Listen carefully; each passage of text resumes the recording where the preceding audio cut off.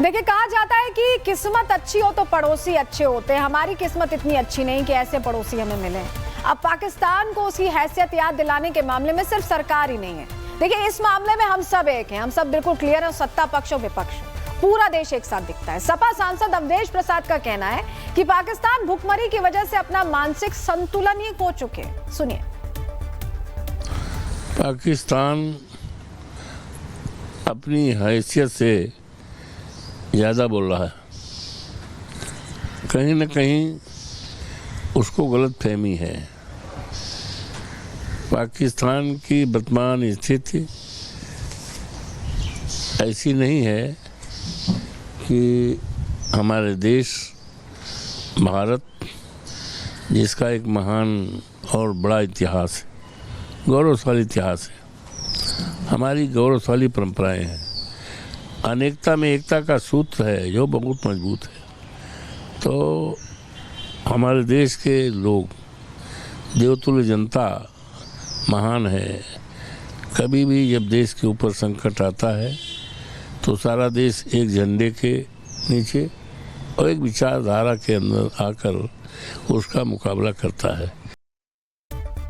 देखिए, कुल मिलाकर ये समझिए कि कंगालिस्तान पानी के लिए तड़प रहा है और इसी तड़प के साथ वहां के नेताओं की बेचैनी उनके बयानों से सामने आ रही है। आज शाहबाज बौखला रहे हैं तो कल खुद बिलावल जो है बिलबिला उठे थे। कैसे उनका भी बयान सामने आया था, वो बयान भी सुनिए।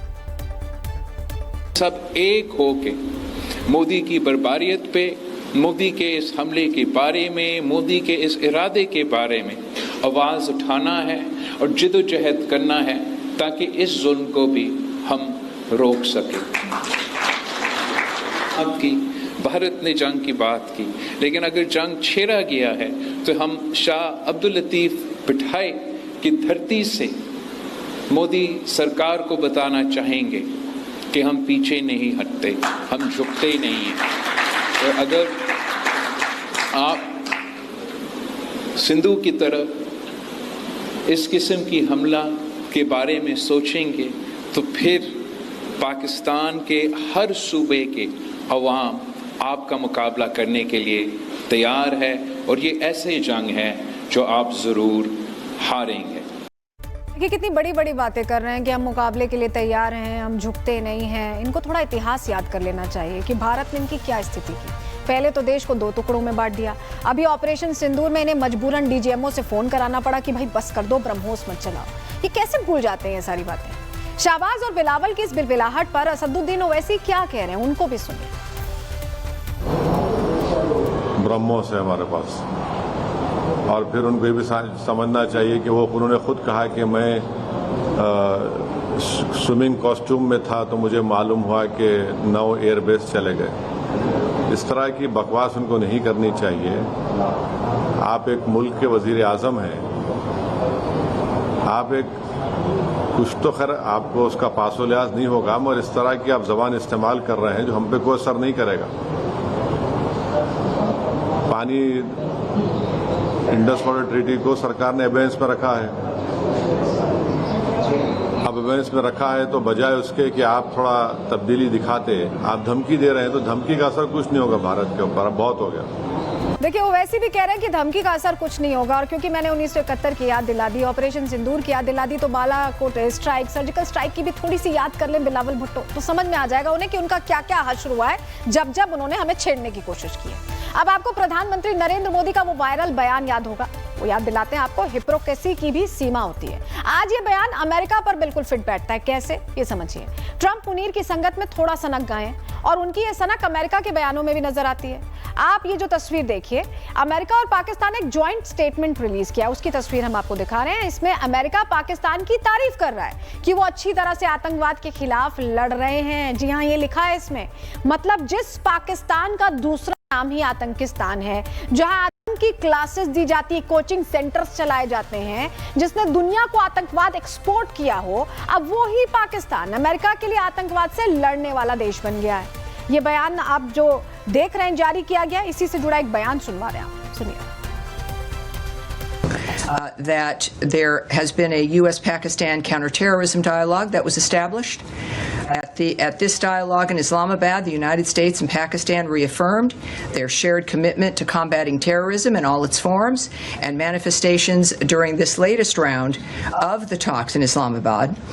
The United States and Pakistan discussed ways to enhance cooperation to counter terrorist threats, and I think that for the region and for the world, the United States working with both those nations is good news and will promote a future that's beneficial.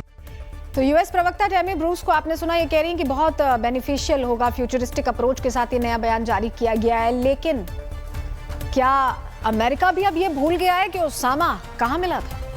चलिए, आज मुनीर के atom लूटने के चक्कर में अब America उस पाकिस्तान का साथ दे रहा है, ये तो समझ में आ गया, जिसके यहां अमेरिका पर सबसे बड़ा हमला करने वाला ओसामा बिन लादेन पकड़ा गया था। और ज्यादा दूर की बात ना करें तो ये तस्वीर जो आप देख रहे हैं, इस तस्वीर में पाकिस्तानी सेना के बीच जो आदमी खड़ा दिख रहा है ना, इसे अमेरिका ने आतंकवादी घोषित कर रखा है। इसका नाम हाफिज अब्दुल रऊफ है।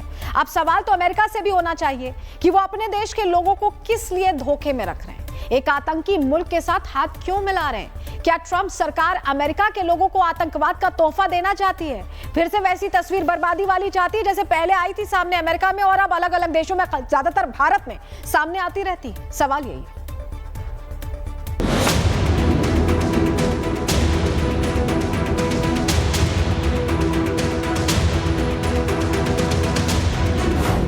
पानी की ऐसी तड़प, कंगाल शाहबाज गया भड़क। कटोरा शरीफ की धमकी, दुनिया हंसने लगी।